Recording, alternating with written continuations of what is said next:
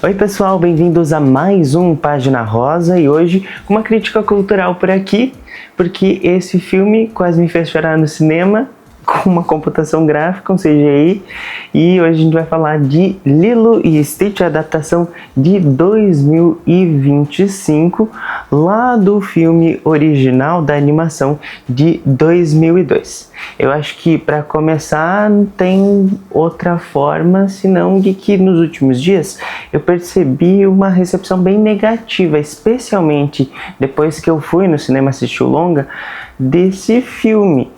E apesar de a gente entender, né, de que nos bastidores essa obra e todas as outras adaptações em live action da Disney têm um caráter sim muito mais comercial, de vender brinquedo e de trazer, né, mais uma vez esses clássicos para a linguagem de gerações mais novas, eu diria que é uma das melhores adaptações até o presente momento de um desses clássicos da Disney. Assim, ele não é, claro, uma obra-prima, mas eu sinto que de todos os live actions que a gente teve até o momento da Disney, ele é o que melhor consegue adaptar todas as questões que são apresentadas lá no filme original de 2002. Eu costumo fazer as minhas críticas culturais, principalmente as em texto que eu já escrevi aqui para o Página Rosa, numa base mais comparativa. Então, pegar os dois materiais e entender prós e contras, o que mudou de um para o outro,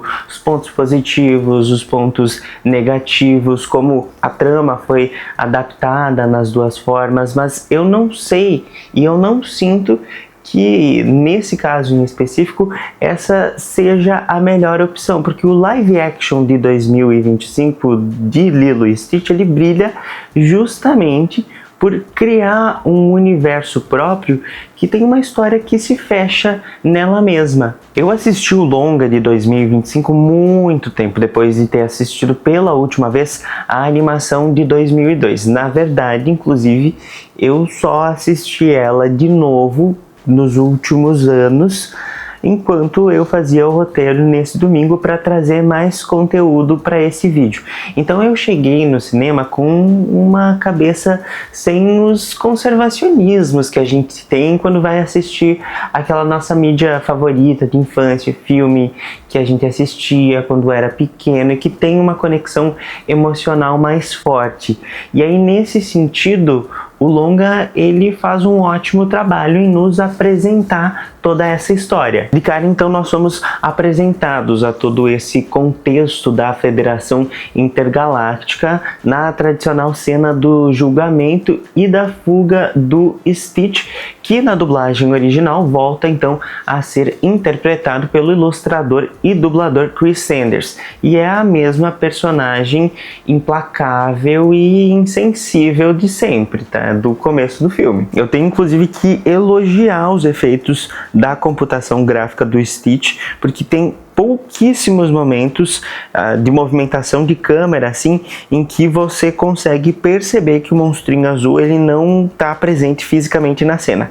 Tipo, ele não é 100% realista, tem uma aparência meio animada, mas que se adapta ao conceito do live action e não causa um grande estranhamento. Ele tem umas texturas que casam assim com toda a composição. E em muito dessa parte toda inicial do filme, ela é bem similar à animação lá de 2002. O Stitch vai fugir então da nave da Federação Intergaláctica com um foguete vermelho, vai ir em direção à Terra, cair no Havaí, ao mesmo tempo em que a Lilo, pensando que essa é uma estrela cadente, vai então fazer um pedido de ter um melhor amigo, nem que seja um anjo, né, que é o pedido inclusive original dela da animação. Eu assisti o longa no cinema, então a versão que eu vi foi a dublada, mas mesmo sem ter acesso à atuação original em inglês,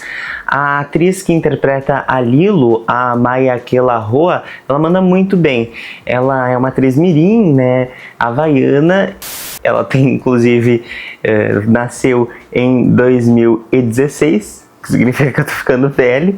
Ela traz ao longo de todas essas aparições que ela tem no filme, muito disso, de falar sem dizer nada. Então vai ter muitos momentos em que a gente vai sentir essa conexão com o Stitch, mesmo que ele seja um CGI, apesar e que ele não esteja, né, fisicamente lá, justamente porque a Maya traz essa sensação pra gente. Na adaptação, ao chegar na Terra, o Stitch destrói uma festa de casamento, então é bem diferente de como era na animação, no original, mas eu sinto que é nessa cena que a gente começa a ver ganhar um pouquinho de ênfase um dos temas lá do filme de 2002 ainda, que é justamente essa crítica ao turismo no Havaí. São detalhes, como era também lá na animação de 2002, mas que apontam, sinalizam pra gente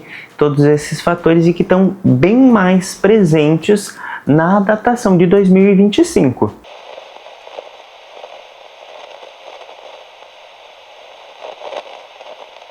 Infelizmente, uma notícia muito triste para todos os furries que forem assistir o filme, e a principal crítica dos fãs de Lilo e Stitch foi a remoção do antagonista original, que é o Gantu. Mas ele não me fez nenhuma falta enquanto eu estava assistindo o filme, nem para mim, nem para nenhuma das outras pessoas que estava comigo no meu grupo de amigos na sala de cinema, tanto que a gente chegou a esquecer que ele fazia parte do plot original e teve que procurar no Google depois para se mostrar, olha, esse personagem aqui. Quem assume o posto de antagonista é o cientista maluco e gênio do mal Jumba Jukeba. Ele é interpretado pelo ator e comediante estadunidense Zach Galifianakis, em uma versão menos tiozão e mais insensível da personagem. Lá no original ele já era o criador do Stitch e agora ele volta numa versão mais distante e focada no melhoramento genético do que é para ele uma arma, um experimento unicamente focado na destruição. Ele segue indo ao planeta Terra com o agente Plickly, que é interpretado pelo ator estadunidense Billy Magnussen, ainda ligado à Federação Intergaláctica e como especialista na cultura terrestre. Os personagens alienígenas são inclusive mais um ponto de controvérsia do longa.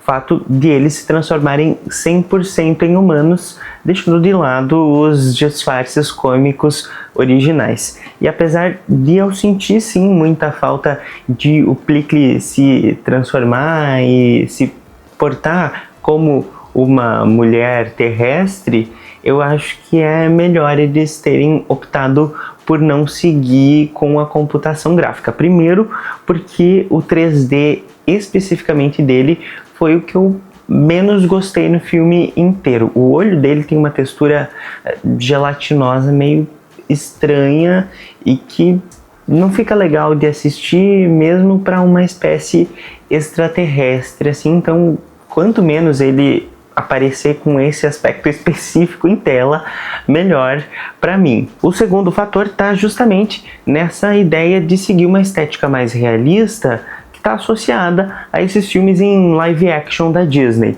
Enquanto que na animação lá de 2002 não se tinha esse problema de se pensar se as personagens ETs elas iam ser identificadas usando disfarces que eles não são reais, né? Não disfarçam realmente eles, mas que são muito mais cômicos.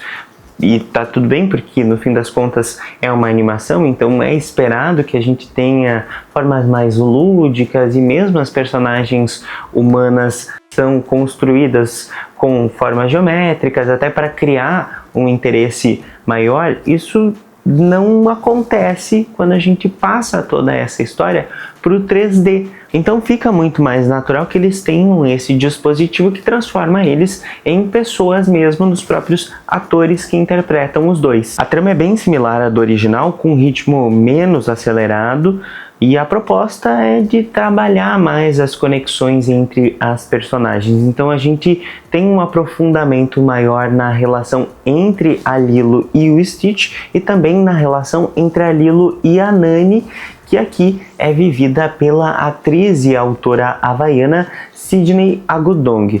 Foi um filme que realmente quase me fez chorar na sala de cinema, e eu não sou muito chorão, mas apesar disso eu levanto um questionamento, porque com uma sequência confirmada e sem toda aquela ambiguidade de quem era vilão, porque a gente realmente tem só antagonistas lá no longa de 2002, na animação, o Jumba acaba tomando para si toda essa carga, ele se transforma mesmo num vilão.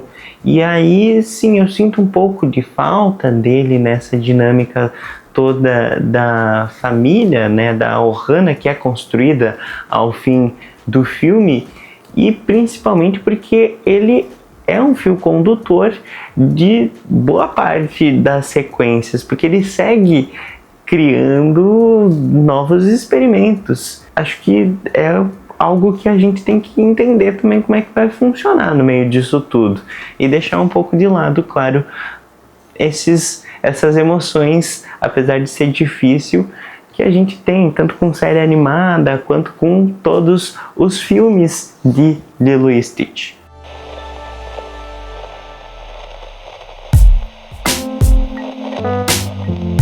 Eu sei que vão me acusar de não ser fã, ou de não respeitar o trabalho original por conta disso. Eu acompanhei boa parte das produções que estavam conectadas ao universo de Lilo e Stitch lá nos anos 2000, e também sou muito fã de todo o conceito que é criado, né, ao longo de toda essa saga.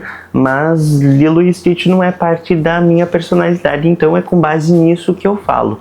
E eu sinto que todo esse fim do filme, que gerou um certo estardalhaço na maior parte das pessoas, a decisão da Nani de não permanecer no Havaí, é a decisão mais madura e mais condizente com toda a história que nos é contada ao longo da adaptação de 2025. Não acho que foge do conceito central de família que guia o roteiro original, muito pelo contrário, eu vejo essa como uma das mudanças inusitadas mais positivas de toda essa nova obra. Eu vi muitas críticas, algumas com um tom cômico meio rude a respeito desse ponto em específico, e honestamente eu acho que se você entendeu que esse roteiro inteiro não tem nenhuma relação com a ideia original de Ohana, a gente não assistiu o mesmo filme.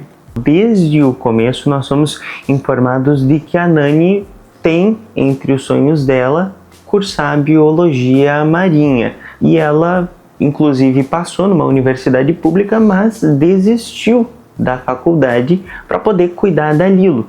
E aí ao longo do filme a gente vê os problemas de uma jovem adulta, que não são poucos, né? Uma fase de muita adaptação e de ir atrás de um trabalho, só que com um diferencial. Os pais dela partiram e agora ela é a única e total responsável pela irmã mais nova. E a gente vê que apesar de tentar muito, a Nani não dá conta, ela não está pronta para isso. Então, quando o Stitch chega na casa das duas, na visão da Nani e da Lilo como um animal de estimação, um cachorrinho, elas têm algumas nuances que se sobressaem. Toda a irritação e a frustração consigo mesmo e com o luto da irmã mais velha, e a necessidade de conexão que a irmã mais nova tem. E aí a gente tem um momento de aproximação das duas. É uma dupla preocupação que a gente também vê na personagem da senhorita Kekoa, que é a assistente social, interpretada pela Tia Carrere, que foi inclusive a responsável por ceder a voz da Nani lá no filme de 2002, na animação original. Curiosamente, eu assisti o filme com uma amiga minha que é assistente social, a Jaise Machado, que foi ditando todo o código de conduta que essa personagem tinha que ter. Mas a preocupação dela era a mesma: manter as irmãs juntas, mas tentar dar a vida mais digna possível para a criança. E é por isso que quando no fim do longa a senhorita Kekoa articula junto com a avó do David, a Tutu, que é interpretada pela atriz estadunidense descendente de japoneses Amy Hill, que inclusive interpreta a senhora Hasegawa lá na dublagem estadunidense, não é um resultado e uma conclusão tão estranhas para a obra. Nós entendemos que isso é um processo importante para que as duas possam mais do que sobreviver numa realidade que é cheia de dificuldades e bem menos positiva e lúdica do que a que nos é mostrada na animação de 2002. É uma decisão ousada do roteiro, mas que talvez por uma previsão dessa recepção negativa pela maior parte do público, tem uma certa correção na cena pós-crédito, em que a irmã mais velha, usando uma das armas de portais que nos é apresentada ao longo da narrativa, durante uma ligação de vídeo com a irmã mais nova, viaja de volta até a casa dela no Havaí e passa um tempo a mais com a Lilo. É uma decisão que eu não sei dizer, ela é meio agridoce assim para mim, porque ao mesmo tempo que ela recupera de uma forma muito criativa essa ferramenta que foi criada para o filme, ela parece estar ali mais para tapar essa possível irritação do público do que qualquer outra coisa. Enfim, essas são as minhas opiniões a respeito do live action de Lilo e Stitch, que estreou recentemente e que tem sim muitos pontos positivos, algumas coisas que a gente poderia trabalhar, mas a construção total da narrativa está muito alinhada e muito bem pensada para essa produção. Ele é um filme que sim, que emociona e que quase nos faz chorar em muitos momentos, ou que efetivamente nos faz chorar, mas não traz tantas inovações assim, não tem tantos diferenciais e, claro, não é a proposta dele também. Enfim, muito obrigado por acompanhar essa crítica aqui do PR Resenha. Eu espero você numa próxima, fica ligado, e próxima segunda tem mais vídeo aqui no canal do Página Rosa.